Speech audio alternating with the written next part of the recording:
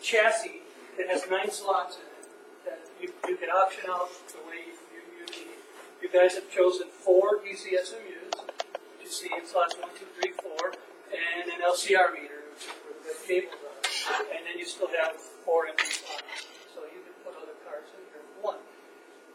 It's a PC, runs Windows 10. It's got USB ports on the back. It's got Ethernet. It's got HDMI, so you can put a bigger monitor on it if you want. It's just a PC, so you can put anything you want on it. Your MATLAB, your LabVIEW, whatever you want to put on it. You can do that. It also has this slot over here, which is what we call the ground unit, which is in effect another SMU. So you really have 5 SMUs, but it cannot measure. It's only for creating a ground. Okay, so you can tie it to the source of your FET, and you don't have to use an SMU channel. But since you have 4 SMUs, pretend that doesn't exist, because the SMU is better than the ground channel. An SMU can give you a better ground than the ground unit can, because the ground unit doesn't have any ranges. It's just wired ground, basically. With this, I could set the SMU on a millivolt range and tell it to source 0 volts, and since it's on a millivolt range, it's going to give me a very accurate ground. Okay, so use the SMU for your ground because you have it. If you didn't, some people don't have the money to have all the SMUs, so then they use the ground unit to make that ground connection. You don't have to do that. The other nice thing about that is now using an SMU for your source, you can now measure source current as well as drain current, and you can calculate RDS(on) and things like that. Because now you've got all your contact points are taken out of the picture. You can measure current in, current out. Right? So that's a nice feature. If you use the ground unit, you can't, because it doesn't measure. So you can only measure drain current. Is all you can measure. Okay. This other piece of hardware that you guys have purchased, we'll run back to the front now, is what's called CV. It's a CV/IV switch, is what it is. So you'll see I've got my AC cables coming in from the CV meter into the back of this box, and I've got my DC SMU cables coming into the back of this box. And out the front, this will go to my probe station. So your probe station has little short cables. You'll tie those right to here. I'll put this right on top of the table of your probe station. The idea is to keep your cables as short as possible. That's why this is remote. You can put it right on your probe table and bring your cables right in. Each channel has a force and a sense. Are we all familiar with 2-wire versus 4-wire measurements, remote versus local sensing? No? Yes. No? Okay. Maybe better. Okay, so I'm just doing a 2-wire setup here. So I'm only bringing out the force leads to my device, which is in here, which is an FET, in my fixture. And I'm bringing out just the force lines. I'm leaving the sense lines unconnected. They're connected in the back here, but I'm not bringing them to my device. So what that means is there's a Kelvin point in this system, and it's inside this box. And what that is, that's where your sense and your force come together. Okay? Ideally, you want to bring those together on your device, because that's going to give you the most accurate measurements. But because now, in this case, with a 2-wire, I'm sourcing and measuring on the same wire. Okay? So the resistance of this wire is part of my circuit. If I bring out an extra set of wires off of these, that's going to be my measure. This is going to be my source. So I'm going to measure into a high impedance now instead of a low impedance, which means my current through that extra wire is going to be 0 because the impedance is so high. So the resistance of that cable means nothing because the IR drop is 0 for all intents and purposes. So to get the most accurate measurement, you want to use 4 wires. Don't always need it. Where do you need it? You need it when you use high current because IR drop, right? If your current's high, your drop's higher, right, on your cables. So the resistance across your cables is going to give you a higher drop if your current's high, right? So if you're doing high currents, you want to use 4 wires. If you want to do very accurate sourcing, voltage sourcing to your device, use 4 wire because then it's going to sense at the Kelvin point, which is going to be at your device. So in other words, you'd bring out 2 triacs, in your case, you've only got one triax to your probe. You could have Kelvin probes, which will have two connections. So you can bring one cable out to the probe and another cable out to the probe. And they're shorted together right at the probe tip. Okay? That's the ultimate. That's the best measurement you're going to get, period. You don't have that capability, so you can do it one of two ways. You use two probes, one probe here, and just touch both probes on the same point. That gives you the same level of accuracy because you're using two probes, you're bringing the source and the measure both out to your device and tying them together at your device. So now what that means is when I source a voltage to my device, it's going to feed back what it senses on the sense leads, which are connected to your device. And it's going to feed it back. It's going to say, oh, I'm off a little bit. I'll adjust. It's going to adjust, measure, feedback, and you've got this analog feedback loop. And it's going to adjust real time, right now, to give you the exact source value that you want at your device. In your case, what you might have to do is take these two cables out to a T, which we provided you. And these pads. We provided you a T. So you can take this here triaxial T, and you can bring your two cables out, put them into the T, and then tie your probe into here. Now that means your Kelvin point is not here anymore. Now it's here, right? So the closer you get to your device, the better your measurement's going to be with that Kelvin point. Okay. Now, any of you familiar with the Keithley 4200 over here? Nobody's used that? What's that? That's in effect the same thing that's in here, only in a one box. It's a single. It's a dual channel SMU. This has 4 SMUs. There's some differences between the two. If you're not familiar, I'm not going to go into it. But, one of the things is this guy. The SMUs are ground reference. Okay, so the lows are tied internally together to chassis. So if you need to make a differential measurement, voltage measurement, you need to use 2 channels and subtract. Okay, that's probably the biggest thing you need to know, the difference between that guy and this guy. That's floating, this is not. So you can't do a floating measurement with this system. Everything has to be ground reference. So you have to do differential if you're measuring something that's not ground. If you're doing transistors, won't be a problem. Okay, so what I've done is I've tied channels 1, 2, and 3 by SMUs to my transistor. I've tied channel 1 to my drain, channel 2 to my source, and channel 3 to my gate. So this is just a T92 or something. The data sheet is on here, by the way, for that transistor. We've given you a bunch of transistors to go with that fixture. We've given you these as well. These should show you these. These are modified transistors. If you look, they only have 2 wires, and the other 3 wires are shorted together. Now, to explain why, this is for CV measurements. If you want to measure gate capacitance, typically you want to short your drain, your bulk, and your source together. Put that to the low side of your CV meter, to the high side to the gate. Okay, because there's parasitic capacitances between those pins. By shorting them together, you get rid of those.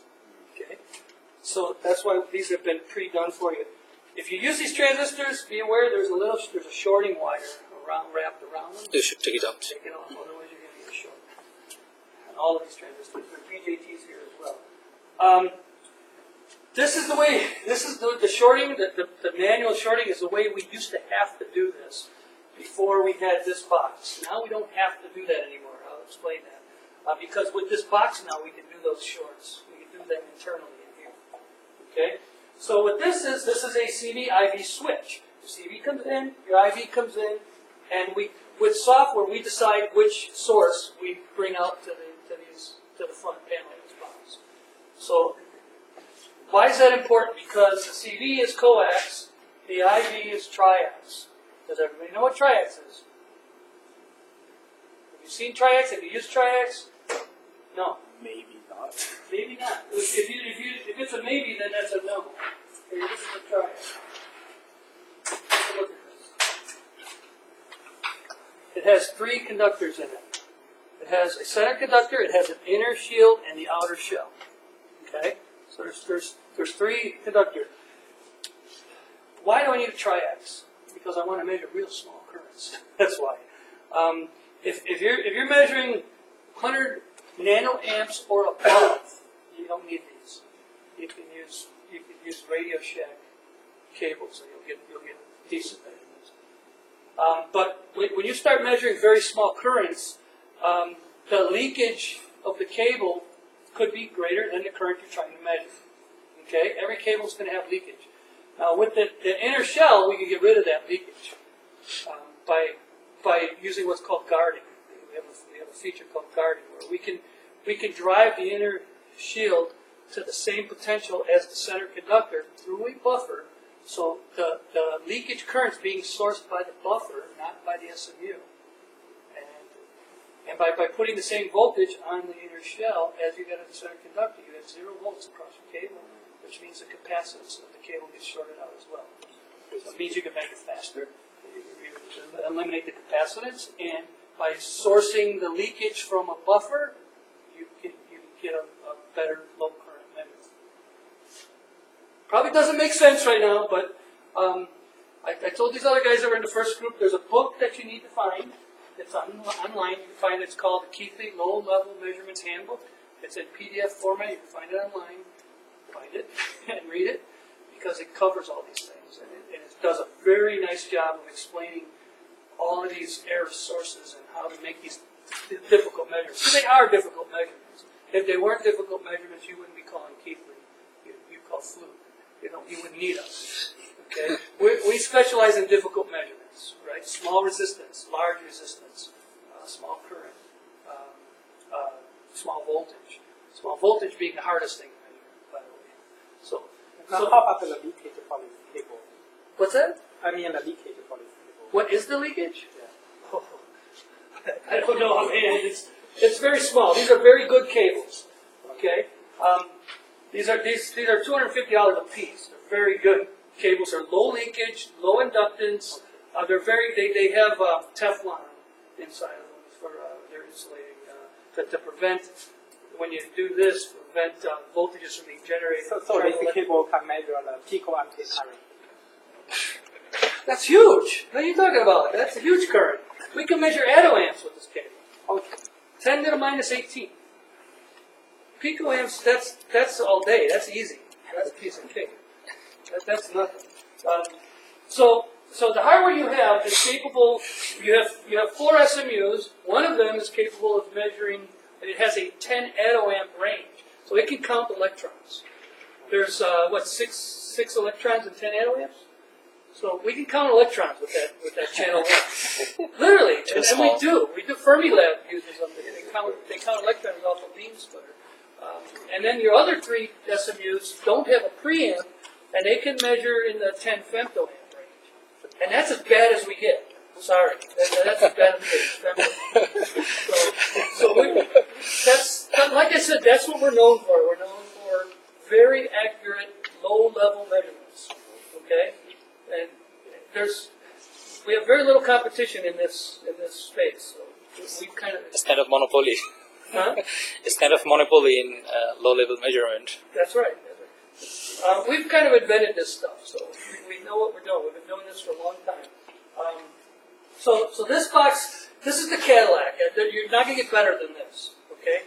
There's single box solutions like that can get close, but this box is going to give you the best performance you're going to find anywhere on the planet for making very, very small current is what most people are after.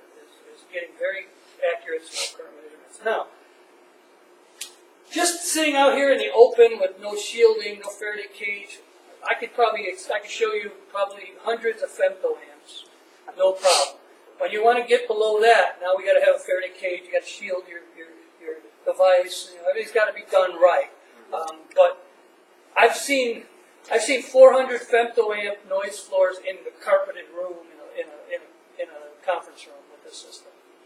Okay, so that's pretty darn good without any controls, right? Any environmental controls. You got to control your humidity, you got to control your shielding, you got to use guarding, you got to use the right cables. If you really want to measure attoamps, you got to be on your game. Okay, but this system's capable of it. Now, everything you add on here, though, is going to degrade that a little bit, right? So that's why I always tell people use as small cables as you can all the time. everywhere. Don't.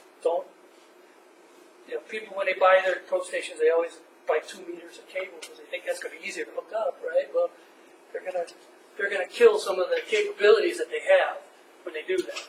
So, okay, so back to this guy. We got coax for CV measurements, and we got triax for IV measurements. If I bring them through this switch, now we can have one common cable out to my probes, and they're triax. Your probes are triax, these are triax, it makes for easy setup. If you don't have this, now you've got these little coax SMA connections that have to get somehow to your triax probe. So now you got all these adapters and T's and you got to make that connection. And then when you want to go to IV measurements, you got to take all that off, and you got to put the triax cables to your probes to do that. But now with this, we don't have to worry about that. We can make a contact stored device one time, and we can do CV and IV measurements without dropping our chuck. Okay, that's what's nice about this. Not real important for doing FETs, but if you're doing like GaN devices, the contact resistance is so hard to get. Once you get it, you don't want to touch it. Because every time you make contact, you're going to get a different contact resistance that's going to affect the measurements. So you want to connect, you want to make contact. You can even verify that you're making good contact. There's a way to do a contact check where when you'll have two cables, it'll put a small current out one cable, see that it measures it in the other cable, which now it knows they're both connected. Okay, so that's another thing you can do.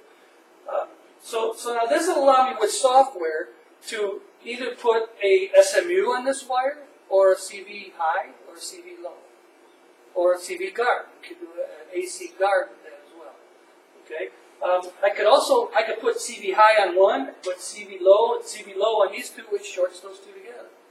So I don't have to short that wire across the transistor anymore. We used to do that before we had this box. Okay. So now with software, I can walk my CV meter around my device, and I can measure CGS, COSS, CISS, all without having to touch the connections. I make one set of connections, four probes on the device, and then I use software to move the hardware around. That's what I do. Okay. So it will do collaboration automatically. Collaboration? Yeah. Calibration. That's another thing. There is when you make AC measurements, there's a calibration that's needed. We call it compensation, CPU compensation. So typically you're going to be measuring small capacitances, right? So you have to do an open compensation. What's the capacitance of my whole system with everything connected except my chuck's dropped? Okay, I got my probes where they need to be. I've connected them. I've got everything where it needs to be, but then I drop my chuck, so now I'm open. And I measure the capacitance across those two probes, and I store that on the card internally, and then that will get subtracted off my real measurements. Okay, because there's going to be some significant capacitance in your test system, and that's going to be the cables, your fixture, any connectors you have, all that stuff's got capacitance, right? So you have to take that off your measurement. This can do that.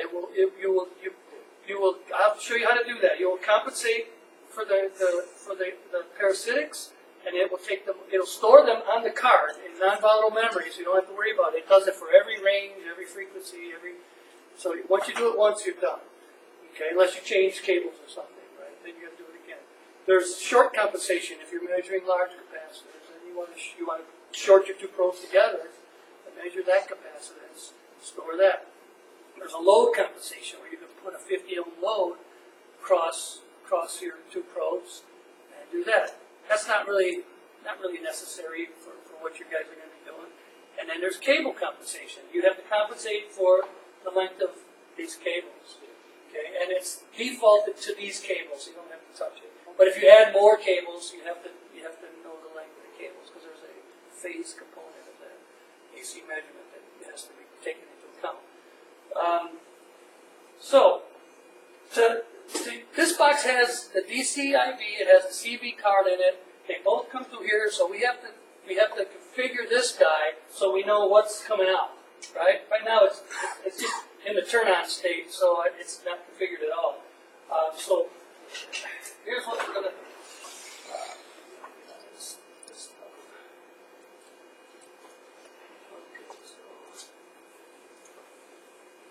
so the software we run is called Clarius. If you guys want to come closer, probably be good.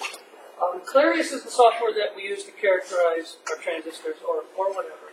There's about 450 tests in this box that are done for you, built, set up, ready to use.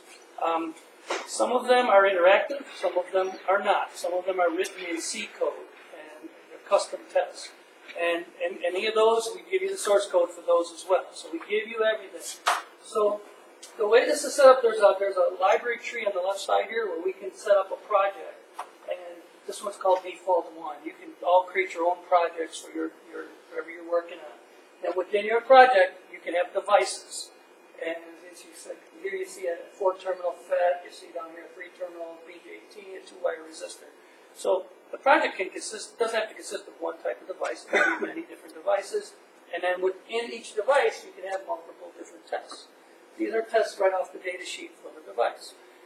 So these tests can all do different things, use different hardware. The software will handle that. It will handle switching the hardware for the test, the particular test we're trying to run. Okay? So it's a 3-step process. Select, configure, analyze. Select is select what you want to test, and configure the test you want to perform, and then analyze the data that it spits back out at you. The data can be just spreadsheet format, it could be just graphical, or it could be both. We can output this data to a couple different formats, CSV and text, I believe. You can export the graphs. We can export the graphs. We can export a report that has both graphs and data. Every run you do gets saved. We don't throw anything away, so you can compare. You can overlay one run over the next run, things like that. But going back to the beginning, to the select, you see you can select between a bunch of tests. There's all kinds of different tests here. These are all done for you already. You'll see that there's just tons of stuff. You can filter down by selecting things over on this side to how many terminals, what type of test, whether it's a factory test or something you wrote, it will differentiate those as well. So you basically, you can select between tests, or you can go by device type, all your different device types.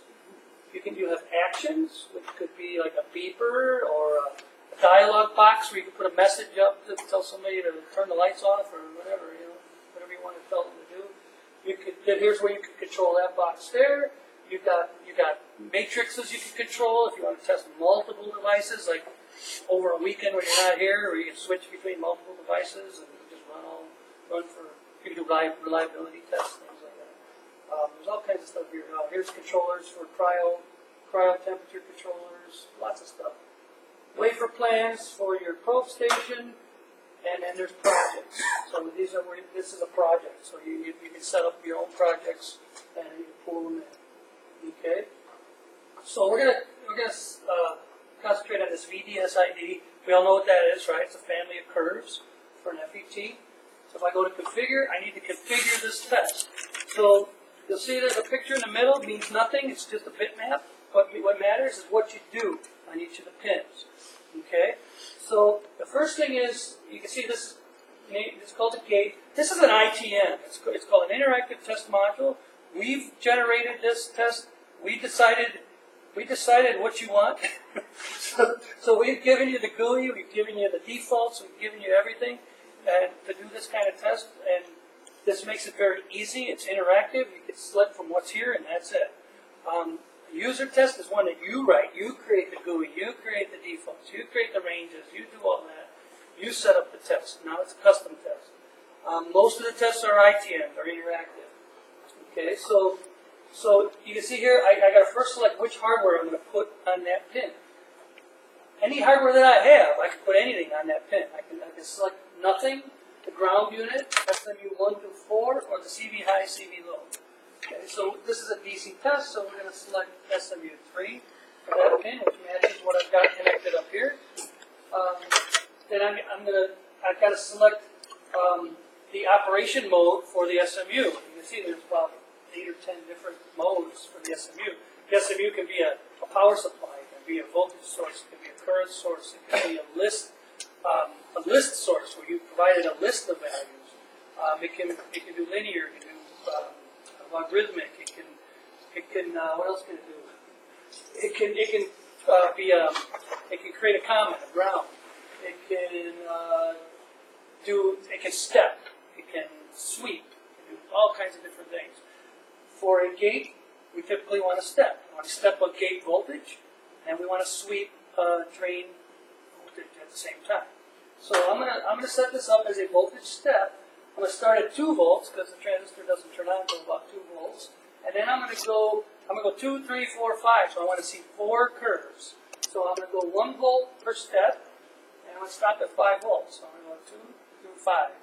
So I'm gonna have 4 different step voltages. I'm going to set a compliance, which says limit the current of that source meter to 100 milliamps to protect the device. So that means it'll never allow that current to go above 100 milliamps. And there's also some other options where you can tell it if it hits compliance, it's turn off, or you can tell it to just continue. You can do a lot of different things. Each channel has 2 A-to-D converters, so it can measure current and voltage at the same time correlated. Okay, so I can source a voltage, I can measure current, and then I can also read back the voltage. So I'm not using the programmed voltage in my calculations, I'm using the real read back voltage. Okay? For the gate, I'm not going to measure the current because it'll be very, very small, and it'll slow this down because small currents take a long time to settle. How many gates will your ED converter? How many bits? Yeah. 22 bits. It's an integrating A-to-D converter. Okay? Are we familiar with an integrating A-to-D converter? Versus well, what it does is it's going to sample very quickly. It's going to sample very quickly over a period of time, and it's going to average those values and return one number. And the reason we do that is we use the power line cycle frequency as our base for our integration. So you'll hear this term with Keithley. You'll hear this term called NPLCs. What NPLC rate are you using? That stands for the number of power line cycles. So here our power line cycle frequency is 60 Hz, right? It's 50? Is it 50? 50? Okay, so I thought it was 60. It's 60. Okay, so one power line cycle is going to be 16.67 milliseconds. So if I set my MPLC to 1, that means I'm going to integrate over one power line cycle period, which is 16.67 milliseconds. It can measure much faster than that. It's going to, for 16.67 milliseconds, average that. And what has that just done for you? That's eliminated your 60 hertz noise. Because if you integrate over one power line cycle, no matter where you start, as long as it's one power line cycle, because your measurements are always riding on an envelope of noise, right? Because of your lights that you just turned on. But there's always going to be 60 hertz noise in your measurements. But if I integrate over one power line cycle at least, I eliminate that 60 hertz noise. That's one way we can be so accurate. On top of the sampling rate.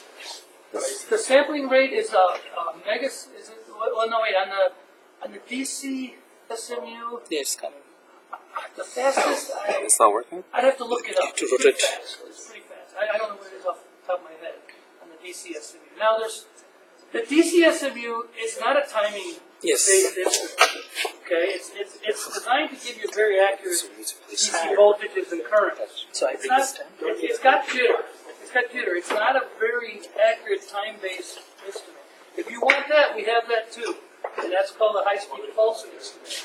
And a high-speed pulsar now gives you the accuracy on the timing, not so much on the voltage and currents. You see, so you use different hardware for different things when you're in this space when you're trying to measure very low-level things.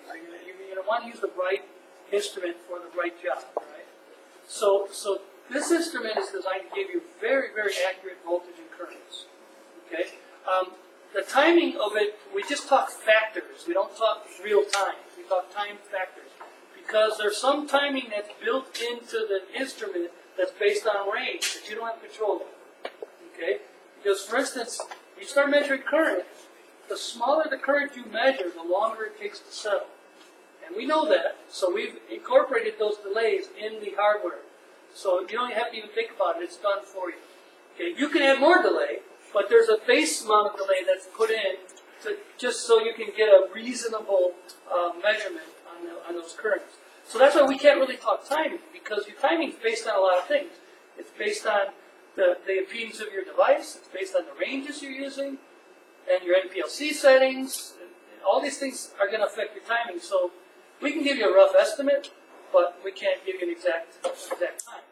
If you want to know exact time, what you got to do is you got to enable timestamps on your instruments and run a voltage versus time sweep, and then you'll see the voltages. You'll see it asymptotically approaching its final value, and you'll see a timestamp on each point.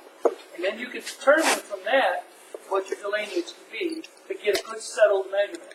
Because all your measurements when you're sourcing voltage are going to look like a resistance RC network, right? An RC charging curve. And you don't want to take your measurements on the steep slope part of that, right? Or you'll see a lot of noise. You want to take your measurement on the flat part of that curve. So you need to wait for it to settle. So it's up to you guys to determine how long you got to wait to make that measurement. Okay? So here we're setting the drain to SMU2, and I'm setting it to a linear sweep mode. I'm setting it to a sweep mode. So for every step, I want to sweep my drain, and I'm starting at 0 volts, stopping at 5 volts. I'm using more steps on the drain because I want more resolution on that measurement. Don't really need the resolution on the gate because it's just a step voltage. But I need the resolution on the drain, so I'm going to put a whole bunch of steps on there. I can put enough steps so that it looks analog-like with enough steps. But it's a digital measurement. I set a compliance, again, to 100 milliamps, which is the maximum current of the SMU. And in this case, I'm going to measure current and voltage, both. And for the bulk, I'm not going to do anything because I don't have the bulk connected, so I'm going to say none. And for the source, I'm going to use the SMU. I'm going to set it for voltage bias at 0 volts. Okay, so that's my ground. Now, here's my speed settings. Remember I said we don't talk numbers here. We talk fast, normal, quiet, or custom.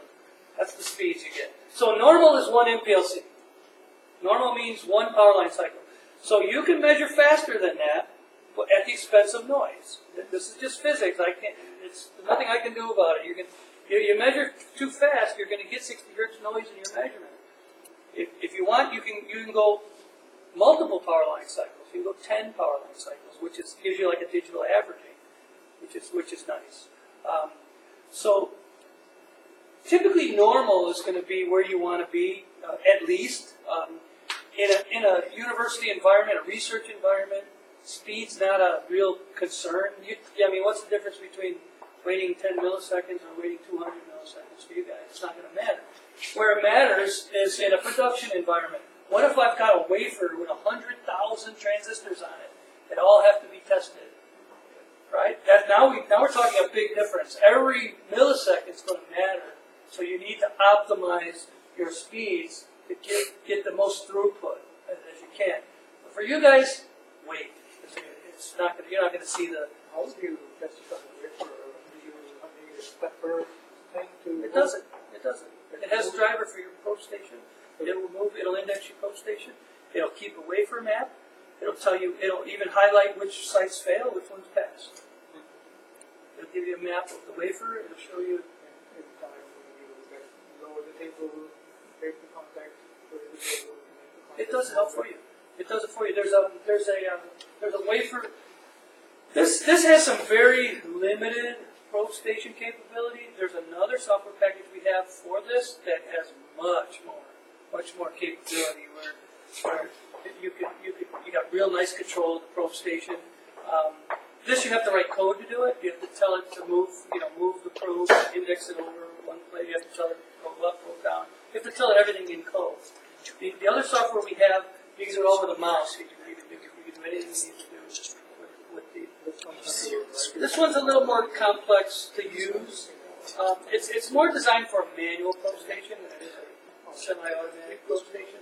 But it can work with, they can even control inkers, so it's logic ink on the bad side, so that when you cut up the wafer, you know which ones to throw away, and things like that. What people will typically do is they'll put transistors in the waste areas of the wafer, and they'll put them all around the wafer. And the idea being that if I can lay down silicon over here for a good transistor, then everything in that area is going to be good. Right? If I go down to this part of the wafer, same thing.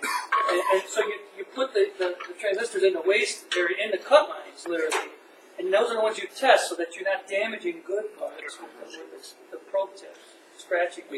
And then when you cut the device up, they'll get thrown away. So you don't have to test every device. You just test in different areas on the wafer. Because they're all laid down at the same time, uniformly. But sometimes you can get differences on different parts of the wafer. So that's the idea that they use for testing. Okay, so then I go to analyze, and analyze is where my data is going to be. I can have just the graph, I can have just the tabular data, or I can have codes. Now, if I run this now, it's not going to work because I haven't done anything with that. So I have to deal with that. So what I got to do is I got to come up here, I got to go to select, I got to go to actions. I gotta find this configure pins, add, nope, that's wrong test.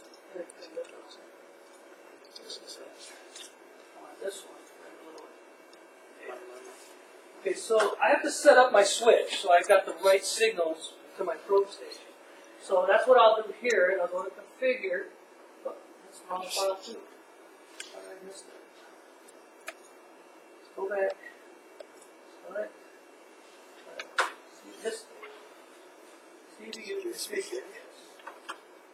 Okay, so now I'll go to configure, and now I gotta tell it what I want on the outputs of my CVIV. So channel 1 I want an SMU, channel 2 I want an SMU. My choices are any of the SMUs, CV high, CV low, CV guard, ground unit. I can have all these different bias T's if I want to combine AC and DC. So I want to bias a device to a high voltage to test capacitance. I could put in bias T's. They're all built into that box. Okay. So I'm going to put SMUs 4 I'm not using, so I'm going to say open on 4. Okay. And then when I can put the names of the terminals of my device in here, so it'll show up on there, like drain, source gate. I'm not going to bother with that right now. And then I run this, and that should update. Oh, it didn't. We had this problem before or something going on. It's not working. I got to reboot it for some reason. It's not working right. Did the same thing again. First time I run that thing, it doesn't work. But now it'll work. I don't know why it does this. See if there's any release notes. Let's see. Now, there we go. So now you see what it did. It put SMUs on channels 1, 2, and 3, which are tied to these cables. And it did nothing on 4. Now I can go to this test. And I can go to analyze. And I can run that test. And it should update my graph. It should do the sweeps. So there it is. So it's doing all 4 gate voltages, performing the sweeps on it. That's your test. Now, got some really nice features in here. Like here's a threshold test where you need to know the slope of this line, for instance. It can do all this for you. There's a formulator. There's a formulator here that you can use to post-process your data. It can do line fits, it can do regressions, it can put cursors in and find breakover points, and you can do all kinds of neat stuff here. The formulator, find it, gotta go to configure. Here's the formulator. Formulator is very cool. So this test has a bunch of formulas in it to find the threshold and to do a line fit. So it's finding the slope of that line at a certain current is what it's doing. So you can put in your own formulas. This is the data that the system collects that you can use in your formulas. You've got a number pad. You've got some math functions. You got statistics. You got trig functions. You got array functions. You got line fits. Then you've got a table of constants as well, so you don't have to type in constants all the time. And you can add your own in here as well. You can create your own constants. So that's real useful. When you add a function, it shows up as another column in your table. See, that's what VT is, and ID fit, stop I, and star I. These are all part of the formulator, so it adds it to the tabular data. So if you export the data, all that information is going to be in your spreadsheet. If I go to just graph, there's a lot of features here. This is why I tell people, everybody wants to use LabVIEW all the time. And once I show them this, they quickly get over LabVIEW, because there's enough features here that you really probably don't need LabVIEw. Because I could set up multiple graphs. I could have 8 graphs on the screen at once, so I might run all these tests. It updates all the graphs at the same time. I could change colors, and I could move these. Zoom. Zoomed out on it.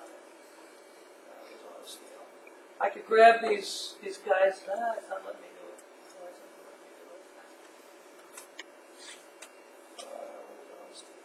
I should be able to grab these. Oh, I got to be in a different.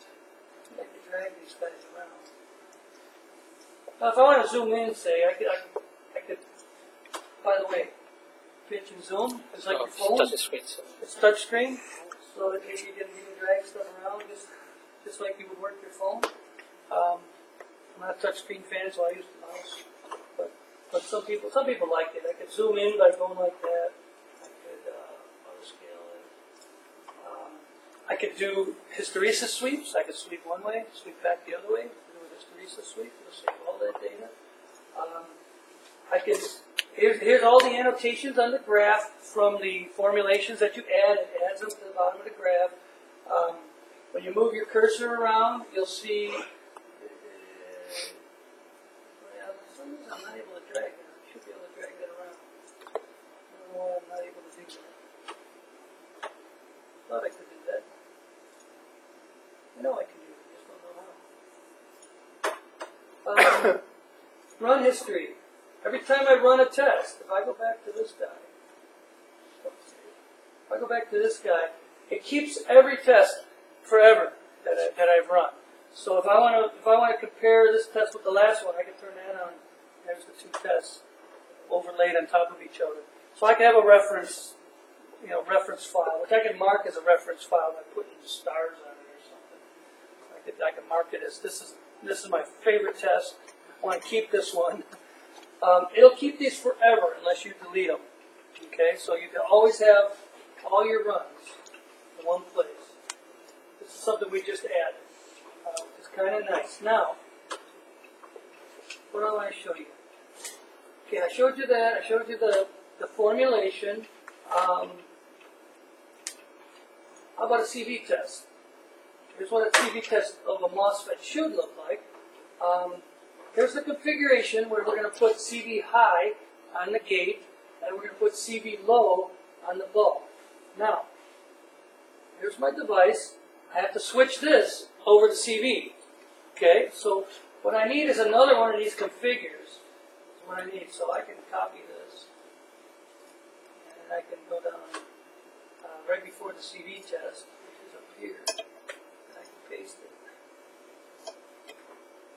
So here's my CV config. And now I got to change this.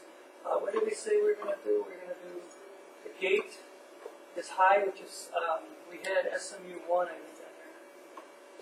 No, SMU3. Okay, so SMU3 is got to be CV high. I'm going to set this to CV high.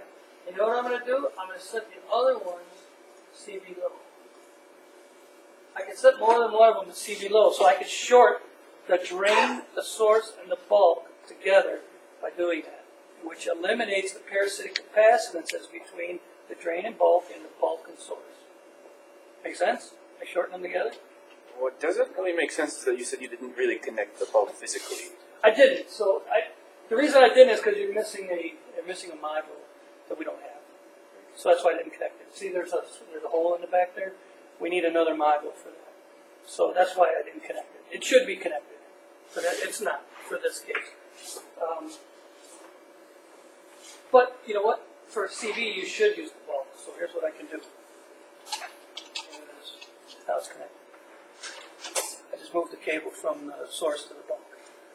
So it says source, but it's really bulb. Make sense? Okay.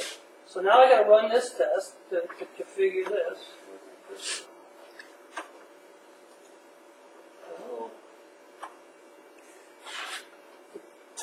Oh, the cable's touching it. Okay. So I'll run that and you'll see this will change. So you'll see I've got CV high on pin 3, CV low on pins 1 and 2. Okay. Now I can go here and run this test.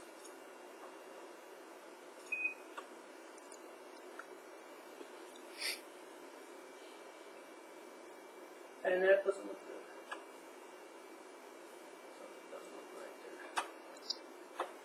I get something look right wrong. Sure, I'll write this.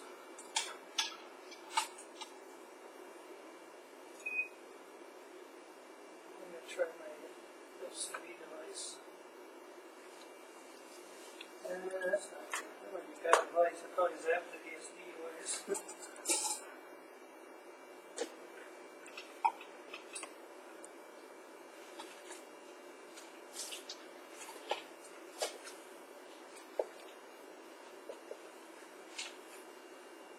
Devices have little shorting wires on them, so we're going to pull those off.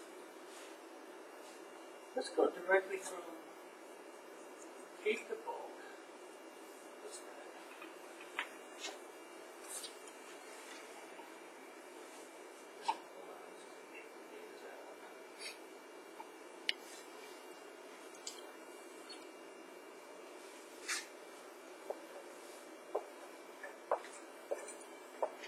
Gate.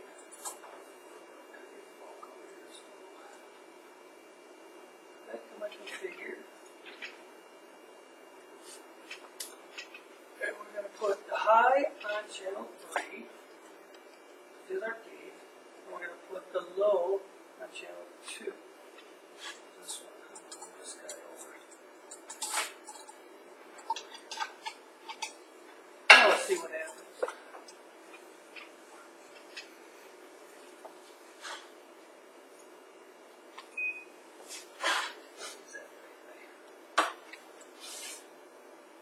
That's more better. Okay, so there's your CV measurement of your device.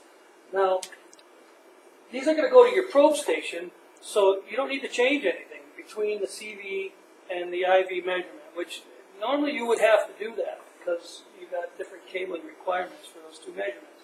So that's what this buys you. It buys you the ability to make those measurements together. Now, what I could do too is if I changed the cabling here, so I can't run these all in sequence, but what I could do is I could turn off what I don't want to run here.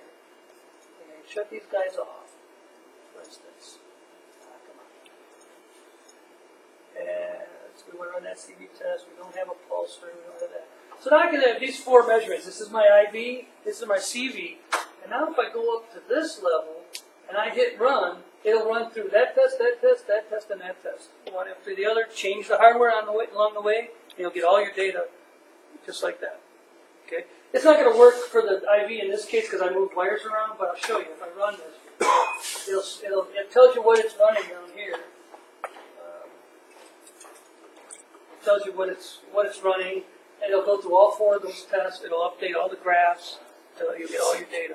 It's pretty cool. So you could build yourself a sequence of tests here, which doesn't have to just be internal here. You can go outside the box. You can use the GPIB port to talk to whatever you've got. Any of these other instruments, your scope, your DMMs, all of these other instruments can be connected as well. And you could write little chunks of code that you could put in here. And you could, like if you want to control a temperature chamber, your first test could be set temperature to 0 and wait for it to soak. And you put the delays in there. So you'll run the test, it'll set your oven to 0, it'll wait the amount of delay it needs to, then it'll go run your test. And you go back to another test that says change oven temp to 50. Wait, run your test. Yeah, so you can sequence all your stuff here to set up a test, a whole test sequence for whatever you're trying to do. Okay, and your prober can be in there as well. You can do your probe moves. If you want to do different sites, you can move from site to site. You can lift up your chuck, drop your chuck, do all that stuff with little pieces of code that have to be written in C. So you install Visual Studio on this box, and now you can write your own custom tests. Or you can create your own GUIs. You can do whatever you want from there. There's a whole bunch of stuff already in here done that way. We give you all the source code. We give you examples of how to communicate through the GPIB port, how to communicate with other instruments. There's even predefined instrument tests in here as well. So all that's, there's two different types of tests. Like I said, there's ITMs and UTMs. The ITMs are done for you. We give them to you. The UTMs that are in here are done, but you can create your own, or you can modify them if you have the C compiler. Okay. So let's see if we can find there's no UTMs on this project, so I have to go to a different project. If I go to let's see where here's the hot carrier injection. This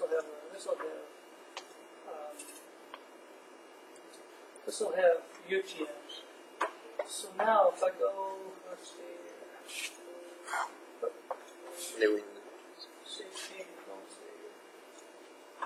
Show you what the here. You can tell that this is a user developed test because now it asks you for a user library and a user module. So it works through a DLL process. You use Visual Studio to generate a DLL. You build your test. You put it into DLL and compile it. Now it's available to the Clarion software, and it looks just like an ITM, but it's not. You see, this is all custom now. You've created this. So you decide where all the default parameters are, the high limit, low limits are. You can put whatever picture of your setup on there, and you compile it into a user module. There's 450 of those on here already. All the source code is in there, and you can go look at them. You can go look at all that stuff you want. I want to show you. I want to go back to where we were. There's a lot to talk about here.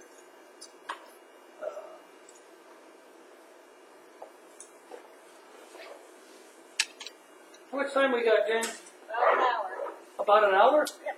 Okay. I thought we were 50 minutes. okay. Then I can slow down a little bit. Bit more fried. Okay, so what do I want to show here? Let's talk a little bit about some of the parameters that you set up here. Let's close this down. If I go to this all parameters, it gives me a different view where it shows me everything for every pin, every setting that I could possibly make for this test. It's all right here.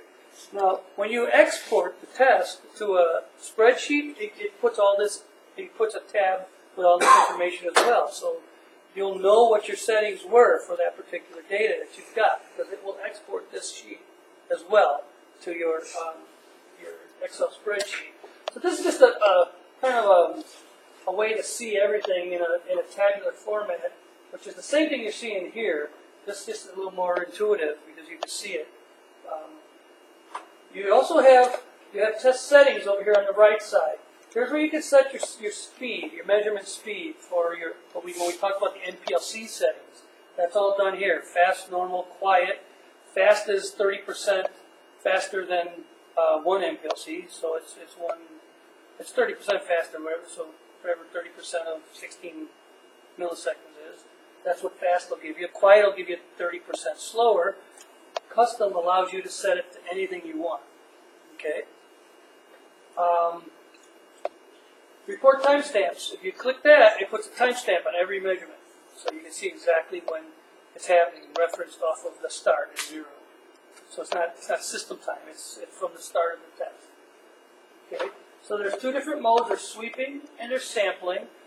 Sampling is, the difference between sweeping and sampling, right? Sweeping is going from a start point to an end point, defining the start and end and the steps between. Where sampling is saying, just take take a bunch of measurements as fast as I tell it to. And you can set that sampling rate.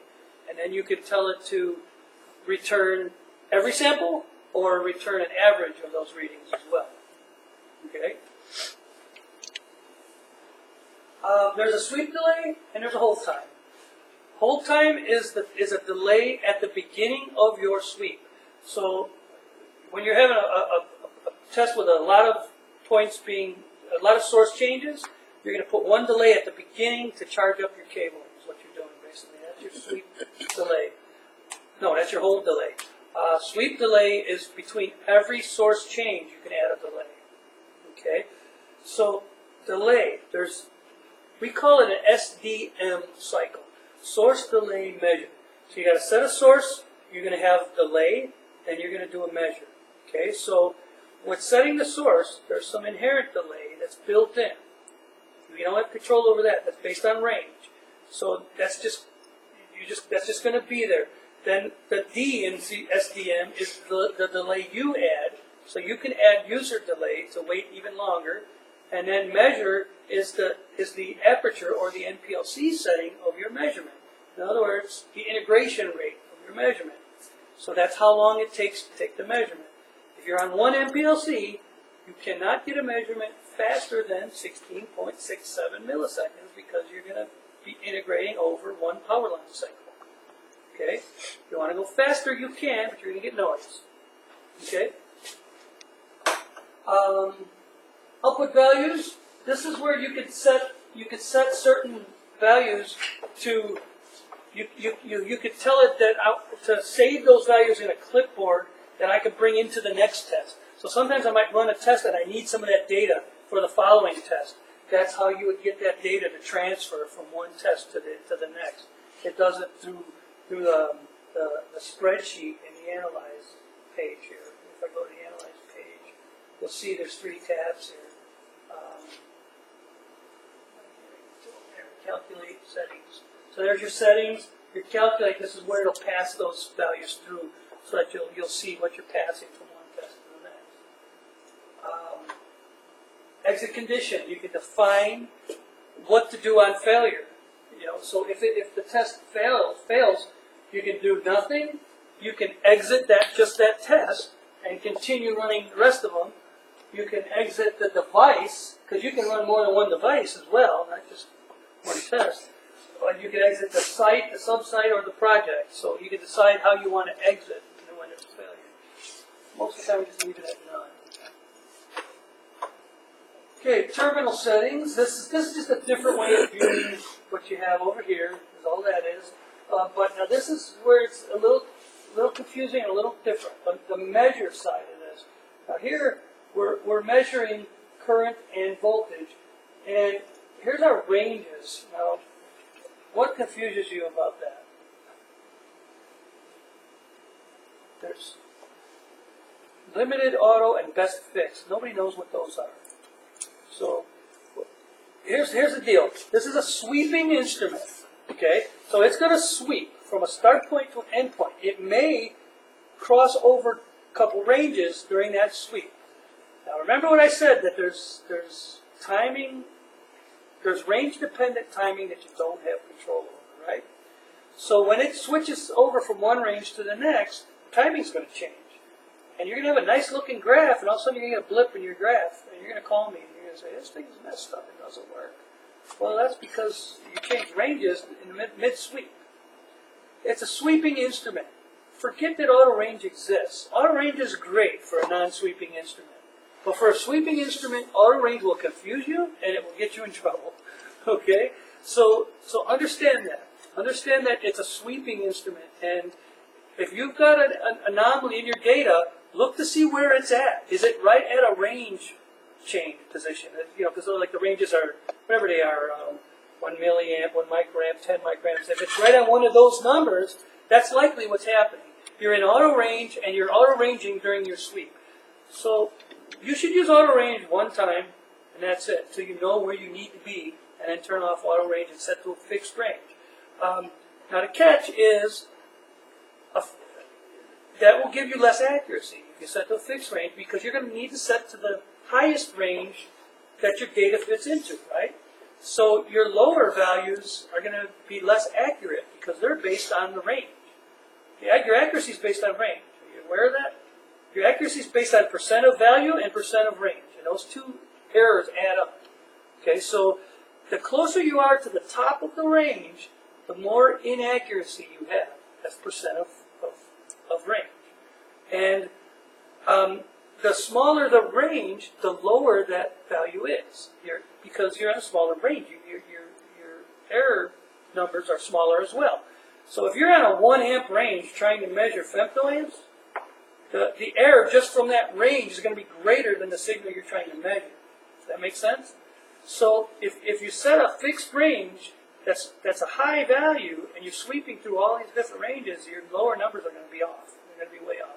So in that case, you might want to tolerate auto ranging and just know that you're going to get a blip.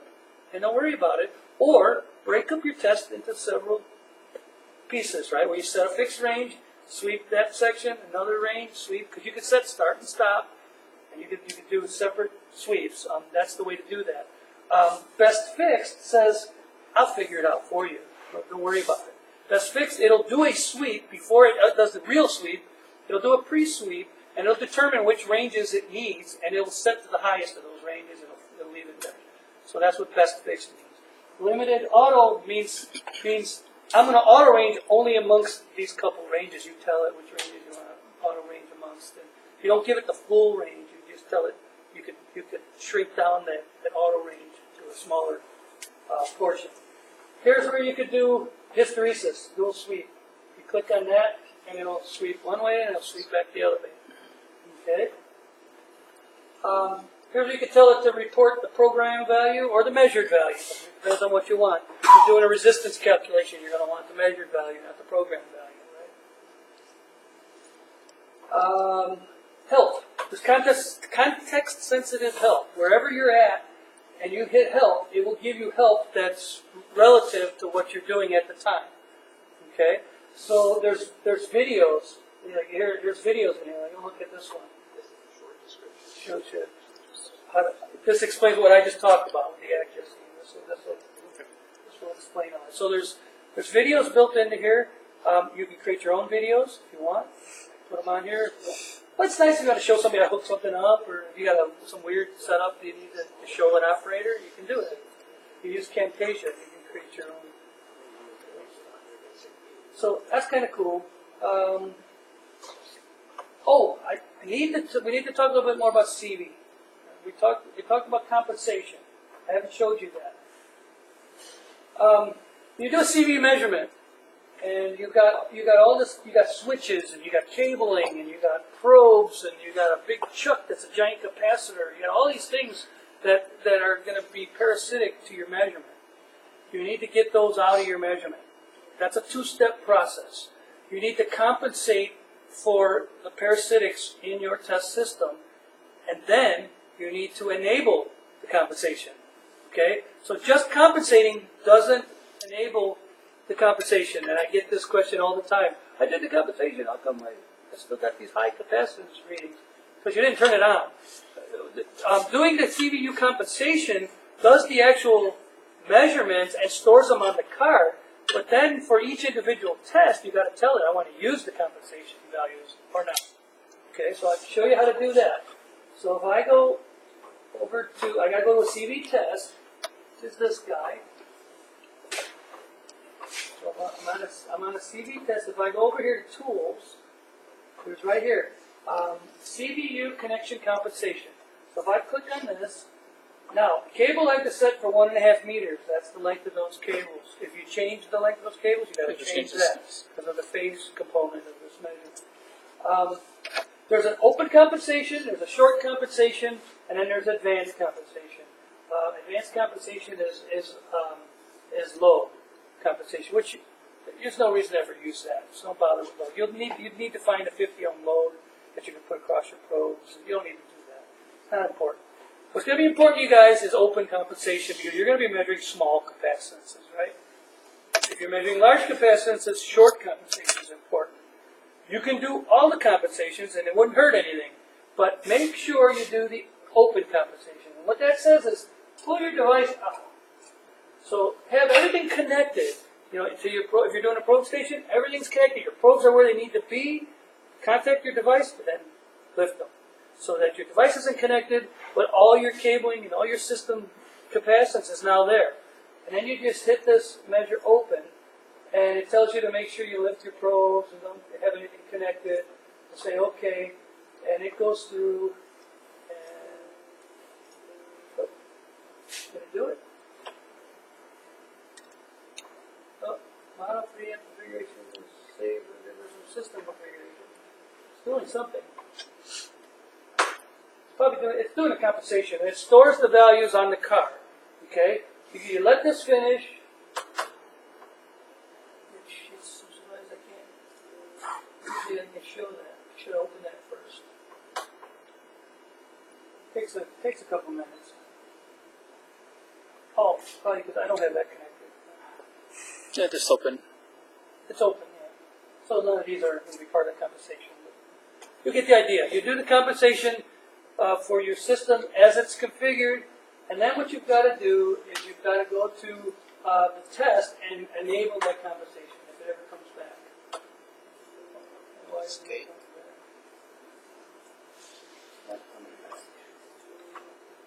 it must be doing it. Keyboard. Escape in the keyboard. Huh? Escape in the keyboard. Using the Escape? keyboard. You think it escaped? No, I don't think so. I think it's running something right now, so. And this seems like this shouldn't Yeah, be. that's it. I wonder if it's because I don't have that set up.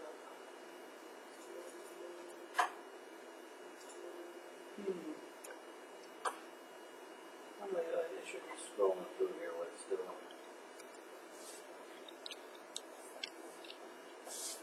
Is there another window showing a message? Nope, let's do this.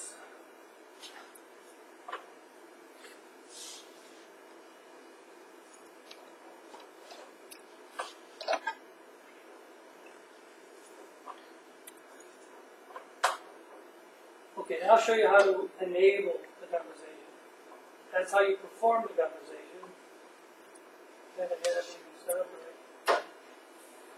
And now you go to your test.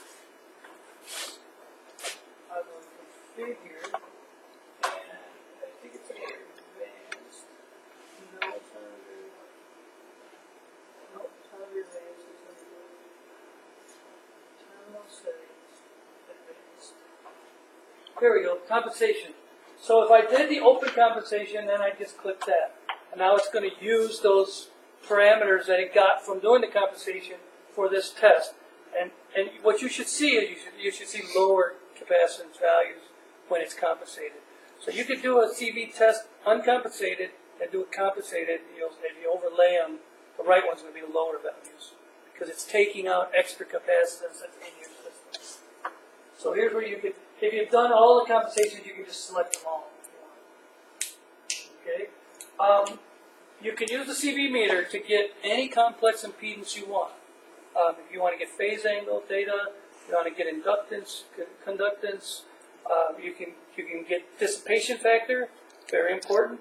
If you're making MOS capacitors, dissipation factor. If you've got a very high dissipation factor, that means you've got a lot of leakage, which means you don't have a very good capacitor. So your measurements are going to be very high error. So knowing that dissipation factor is important. So you can have it do that for you. Right here on the parameters, you can get Z theta, you can get R plus JX, which are real and imaginary. You can get a parallel model. Serial model is this parallel with dissipation, and serial with dissipation. Capacitance with dissipation. Parallel and serial. So that's how you do that. And then using the formulator, you can calculate inductance and any of the other complex impedances you need. You can get through the formulator. Okay.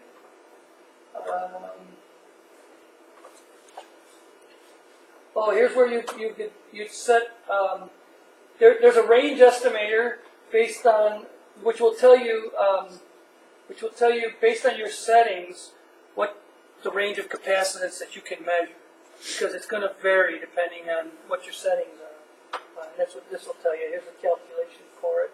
It kind of does it for you here. Here's where you've got control over the AC meter right here.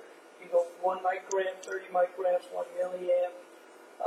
You can put an offset, DC voltage offset, with some additional hardware. We can offset you up to 3,000 volts if you want.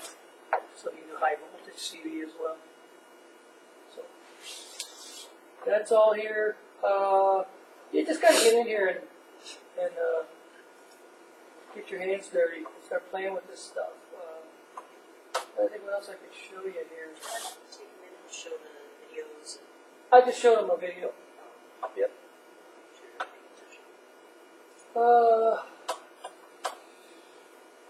Kind of talked about all that.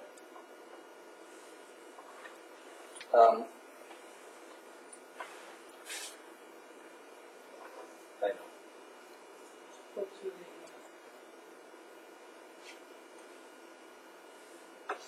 I'll go here. Go to this PC.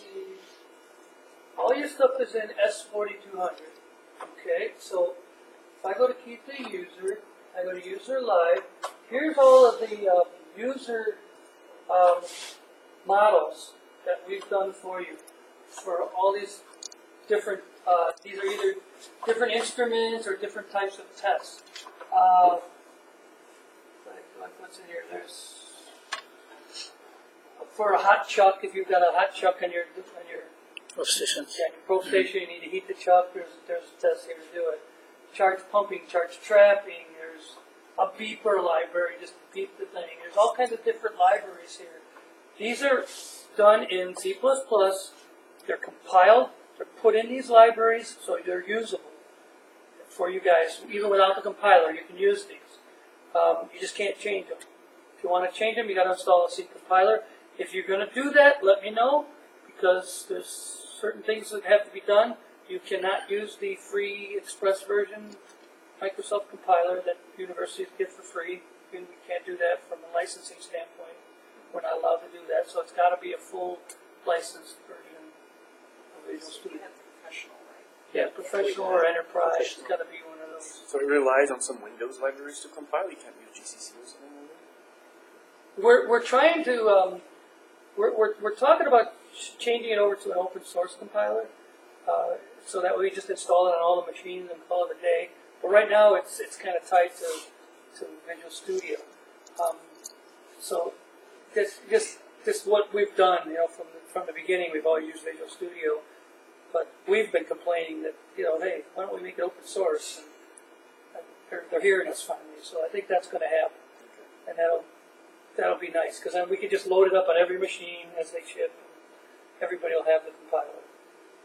I mean, we sell it. I think it's $400 or something, $150. We could sell it to you. You can go get it on your own. We recommend you get it from us though, because there's so many different versions. Sometimes they don't work, and then we got to come out anyway and deal with it. It can be a real pain to install that sometimes. There's just so many different versions of Visual Studio. They're changing it all the time, and there's no way we could test them all. So what usually happens is somebody will buy it, they can't get it installed. Then I got to come out and install it for you. So you are talking about extension of these files are a little bit different from the typical ITM file. versus UTM? You talking about? Like let's say the files which are going to open by Visual Studio, right? Yeah, those are And UTM. there is a specific extension. DLL. Yeah. So I cannot open that with another. Sure you can. Okay. Sure you can. For 80. Yeah, you can do it offline if you want. Okay. Yeah, the source files are there. Everything's there. The C files are there. The header files are there. You've got everything there. So yeah, if you want to take it offline or you want to use Notepad or something like that, yeah, you can go view all that stuff. You can do it. You need the compiler to make them useful on the machine. They have to be compiled with the local compiler that's on here. The file, there is no file extension for the other files because they're built in. Okay. They're not coded. They're coded into the Clarion software. So That's why they're called they ITM. hide. They're interactive. They're just there. Okay. You know, you're not going to find those anywhere because you could build those yourself. You could just you don't need a file to build those because you could go into Clarius and you can build whatever you want. I'll show you. So if I want to add another test, I want to build my own test. I can go up here. I can go up here. I go to select. I say, okay, what device do I want to test? Here's all the devices. I can select a device. Here, let's do a solar cell. I can say add. It's going to create a new device right here, TV solar cell. And then I can say what test do I want to do on that solar cell. And let's see, I can go up here. I can say solar. I can find what's related to solar. Oh, there's nothing. What am I looking for? Here we go. Go over here, solar cell. Here's all the solar cell tests. If I want to do a capacitance versus frequency sweep of the solar cell, I go add. See, these are all ITMs. Boom, it adds it. It's just there. And then I can go to that test. I can go to configure. There it is. Okay. See, there is no code associated with these. The UTMs do have code, and the way you can tell the difference, they used to make it real obvious. They used to have an icon that would show the difference between an ITM and a UTM. They don't do that anymore, which I don't understand. Now you got to look over here, and you'll see if it's a UTM, it'll ask you for a library name, a DLL name. It'll show up here. If it doesn't, then it's an ITM. So that's how you'll know the difference. It used to be real obvious. It's not. I think they should add that back where you can tell from right here what they are. But now you just gotta. These are all ITMs, so it's not going to show us anything over here.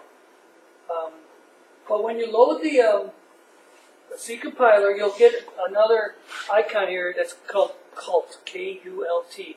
It stands for Keithley User Library Test. And what it is, it's an IDE, a very stripped down IDE, similar to what Visual Studio is. But, you know, if you ever use Visual Studio, you probably only use 5% of what's in their IDE. There's so much garbage in there. So we've created a very simple IDE, and you use that to write your code. And it's very, very simple. It just gives you a programming section, a header section, place to define your variables, and then compile and build, and it's got a debugger. That's it. It doesn't give you all the other crap that you get with Visual Studio. So you can use Visual Studio, do it that way, but this makes it easier. Just, you don't have to worry about all the Visual Studio settings and all that stuff. We've got a few minutes left. Does anybody have any questions, or do you want to take some time while Mark's here to test drive the instrument? It's a good idea to do some hands-on. And also I have a plan, like if I want to use probe station to connect with this, can you please really show us how do you connect the probe station with this? Take these off.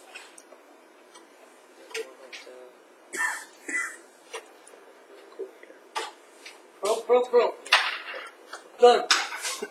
So we have the cables from that panels and it's coming here, right? Well, here, you got these cables right here.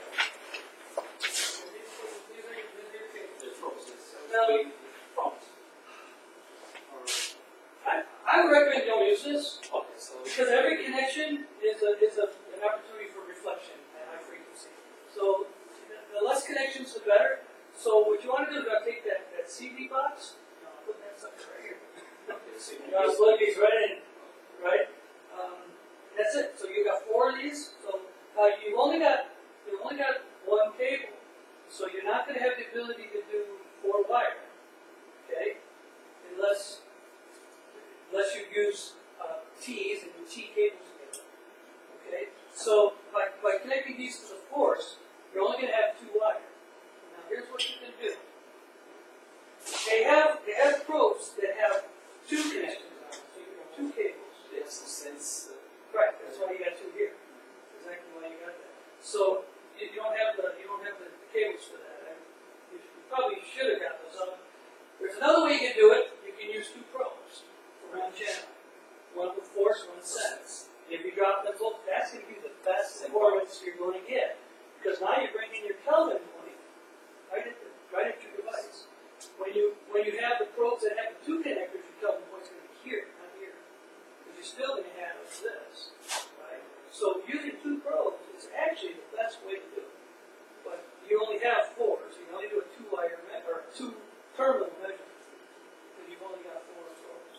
So what you can do is you can come off of here with with 2 cables per probe, and then use this guy. 2 short cables, one to each side of here, and this goes to your probe. And that way, now your Kelvin point is here. Okay, does that make sense? This just cable goes to this one. Right, to these 2 points. Or you can just use, for starters, just use 2 wire. It's easy enough, and you probably don't need that level of accuracy yet anyway. Just to know. Just to get familiar with it, and then when you change over to 4 wire, you'll see the difference. You'll see what difference it makes. And those are also the triax cables. Those are triax, yes. So when you make that connection to the sense, it knows that you did that. It knows you made that connection, and it adjusts the test accordingly to use that. Because otherwise it sources and measures on the same wire. But as soon as you connect that device and it knows that they're shorted, it will source on this and sense on this. That's what it'll do. I have a question about the wire length. You said that it's 1.5 meters, and I think you showed the length of the cables that are only going to that box over there. Yes. So the length of those is not accounted for. Correct. That's correct. It's not needed though, because these will get shorted together at your Kelvin point, and that's the length that's of importance, where it's sourcing. Well, it's only 4 point, right? So Yeah. Because this is the same thing. These 2 wires got to be shorted together, and these 2 wires got to be shorted together. Okay, that's being done in this box. So that compensation is from that Kelvin point back to the instrument. Okay, and these they're going to be short anyway, so you're going to be okay. You'd like to keep these 6 inches if you can, max. These are a little longer, but that's still 10 times better than I've seen from other people. Everywhere I go, they got 2 meters of cable. And it's like, what are you doing? And they don't understand why they can't get good measurements. Okay, here's an example. Where's a scope probe? You got a scope probe? Here. Here's a perfect example. Look at this scope probe. What do you notice on this scope probe? Look how short that ground wire is. Doesn't that tick you off when you're trying to make a measurement across a board and you got to stretch the thing across? If I take this wire off and I make the same measurement, you could pop these off. I don't know, this is a piece of junky site. you can pop these off. They have a spring that comes with these that you can see this outer ring. That's your ground. They got a little spring that you can pop on there that gives you another probe that comes out. If you use that, and you make your measurement that way, you will not believe the difference from this to that little short piece of wire. You know what this is? This is an inductor. This is just an inductor. The longer this is, the more inductance you have. Try making AC measurements with a big inductor on your return line. It's going to affect your measurements. It's the same situation here. So that's why these are so short. And why do they make them so short? Well, that's why. Because it's part of your measurement. Every single thing you put on the front of an instrument or the back of an instrument affects your measurement. You're only going to go down. You're not going to go up. You're not going to improve the measurement. You're going to always degrade it. So the more stuff you hang on there, the worse your measurement gets. So you got to keep that in mind. And people don't think about that, but it does matter, and it matters more when the frequency goes up. As the frequency goes up, these things matter more because it's an inductor. So it's a reactive component, right? So, questions? Other questions? I mean, you get the idea. You can log to a thumb drive, by the way, as well. So you can log data right to a thumb drive. I guess the only question, which may or may not be very important, but you said we can edit those libraries with the compiler and everything, but can we still, how customizable is it? Let's say I don't want it to be a particular test you showed with the transistor. Can we still create our own? Create your own GUI. There's a GUI editor in here. Create your own device. Yeah. You can do those steps and sweeps and whatever. Oh yeah, whatever. You can do anything. But here's the problem with using the C compiler. You could break this thing. It's so powerful. It unleashes the full power of the box. With the ITMs, there's certain things you can't do. We've done that on purpose. We've stopped you from doing some things that you shouldn't be able to do. With the UTMs, we don't stop you from doing anything. So, like for instance, if you have a high-speed pulsar in this box, the pulsar's got a higher bandwidth than the DC SMUs. So we don't allow you to use the pulsar and the DC SMU on the same test, because the pulsar's faster than the DC, and you'll get ringing, right? So we just don't let you do it. But if you write a UTM, you can do it. You can do whatever you want. It's not going to care. It's going to let you do whatever you want to do. There's certain the compiler is probably only useful for you guys for external equipment. That's all you're going to really need it for. If you have the pulsar that we have for this, that's where you need a compiler mainly, because there's a lot of things people want to do custom with the pulsar, and you need that compiler. But you guys would need it for a different reason, because you want to control external instruments, and that's the only way to do it. Is do this. No, it's not the only way. There's another software package we have called ACS Basic that you can load on here, and ACS Basic gives you some more options. It allows you to write Python script, allows you to write C code, and allows you to write TSP code, which is Keithley proprietary code that we use in like beef boxes and stuff. So that gives you 3 different choices on how you want to write your code. So, and that has a GUI editor, and it has all kinds of really nice features. Does the same thing as Clarius, but in a different way. It's just a little different. It gives you, you guys are too young to know what a curve tracer is, right? Probably. There's a curve tracer mode that it gets you to.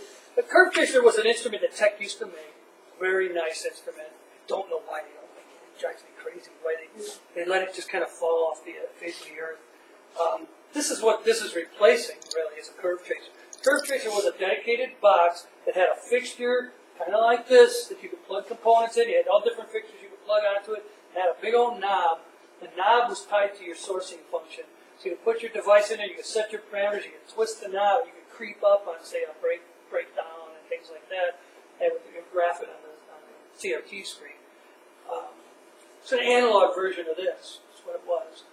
Probably one of the most popular, what did you say? Probably one of the most popular instruments out there. Back in the day. Yeah, you're too young. So what happens is there's a lot of these old engineers like me that are used to that curve tracer. They still want that feel. They want to be able to grab that knob. And they want to control it. They want to have control over that sourcing function with the knob. We actually made a box with a knob on it. Yes, we did. And, we didn't sell any of them though, so they got rid of them because they thought people were going to fly off the shelf, but they didn't. So people wanted that feel. So with the ACS software, we've given them that. But now you use the mouse wheel instead of a knob. You use the mouse wheel. Because some people they want to. Instead of saying, I want to sweep from here to here and then view all the data when I'm done, they want to creep up on it. They want to creep up and see exactly where it breaks down, which is really foolish because if you got all the data, you go back and look at the data and you can tell the same thing, But it's just what you're used to, The old guys are yes, the old guys are just used to what they're used to. It's funny because when we came out with the pinch and zoom, all the young guys love it. The old guys, They don't want nothing to do with it. It looks too much like a phone. They want nothing to do with it. That's why I use the mouse. I don't like the touch. All right. So it's what you're used to, So now all our new instruments are now in the touch format. So they're all, even the new SMUs like that, they got touch screens on them. The scopes are touch screen. The scopes are touch screen now. Everything is going that way because that's what people want nowadays. So. I got a question regarding the connections here. We have the amp, 3 amp here. Do we need to connect specifically one of these, or we just connect independently and configure in the software? Yes, either way. Oh, okay. As long as they match. As long as the software matches what you've got physically connected. That's right. Yes. So this is channel 1, 2, Yes. 3, 4. So if I got channel 1 going to the gate, I got to make sure I got channel 1 going to the gate here as well. Right. They have to match. Yes. So you can change that though in software. And you can change so you can wire it any way you want, and then go to the software and make it match. Right.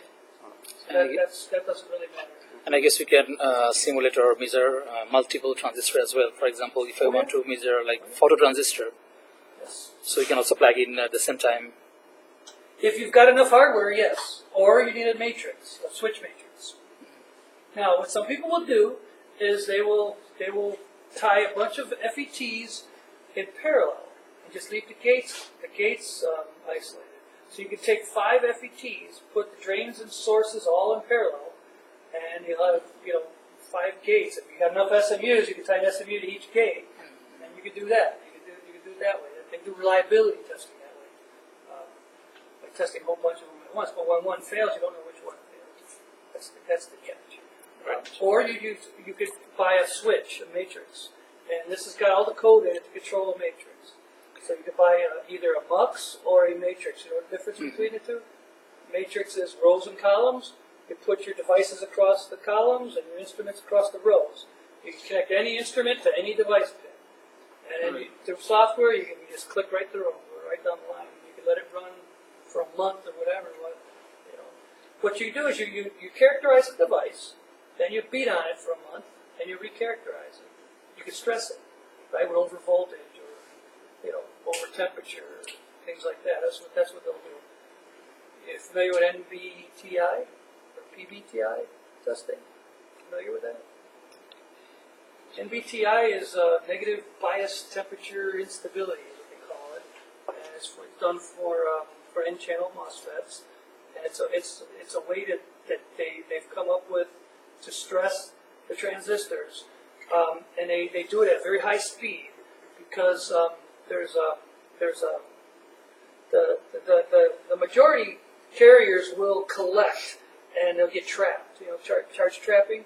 They'll get trapped in certain areas of the device, and when you switch it very fast, they will stay there until you switch that device off, and then those things will collapse and they'll work their way out. Well, you need to measure that, so we could do that.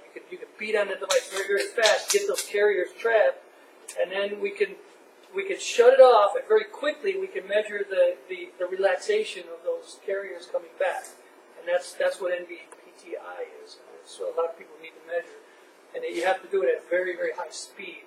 So this, with what you had here, you can't do it. You need a high-speed pulsar to do that. And that's why I say once you got the high-speed pulsar, now you need the compiler for sure, because people are doing a lot of custom things with that pulsar. And if you want to remotely log in, how do you do that? Like, for example, so you put in the network. Do remote login. You Yes. could do what you call it, remote desktop Different desktop through functions. Windows. Okay, so I can. That's the way most people will do it.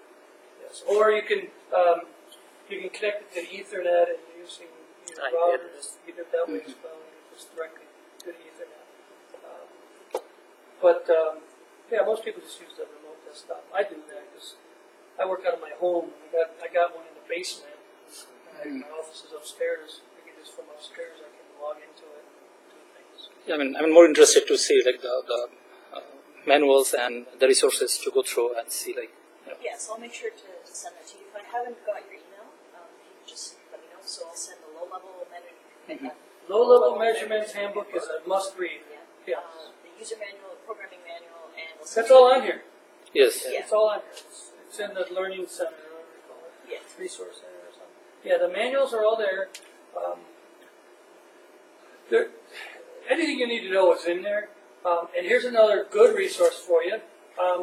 Purdue University in Indiana has what's called the Burke Nano Center, and there was a Keithley marketing guy did a bunch of speeches there, lectures, 15 hours of lectures just on this.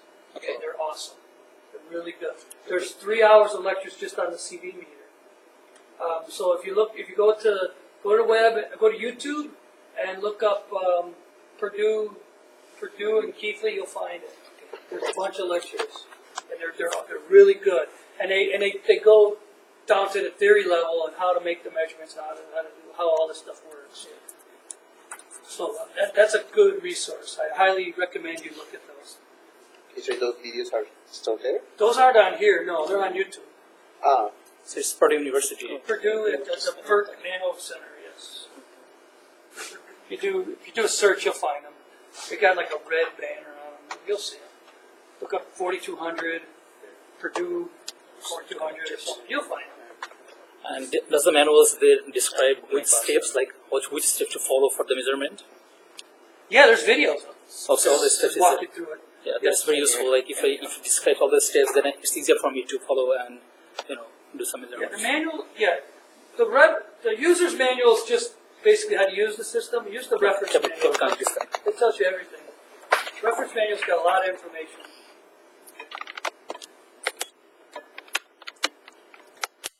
Okay, I think that's, unless there's any other questions, I think that's really it. We're here to support you between myself and Cheyenne and Mark. So if you have any, even any stumbling blocks, or I'm not sure how to do this, or Yeah, I'm available to help you too. am I interpreting this correctly, that type of thing. Yeah. We're here to support you. You can always send me emails. I can work with you. I can remote log into this thing if I have to. From Chicago. Okay. Whatever we need to do. Don't need to, TV. yeah. We can do it through Skype or WebEx. Share the desktop. So in case of any technical difficulties, we go through you, like send email to you, then Or we directly to forward. me. It doesn't Or just, matter. okay. Whatever So you want. maybe we can have your business card or any contact informations. Purdue University. Let's forget to do that. Yes. Then 4200. Then we keep the 4200. You know what? Tape one of these to this. Oh yes, that's better. Yeah. That's what you should do. Yeah, better to have one as well. Thank you. It's 42. Thank you. If you care, there's a card. To be specific with it.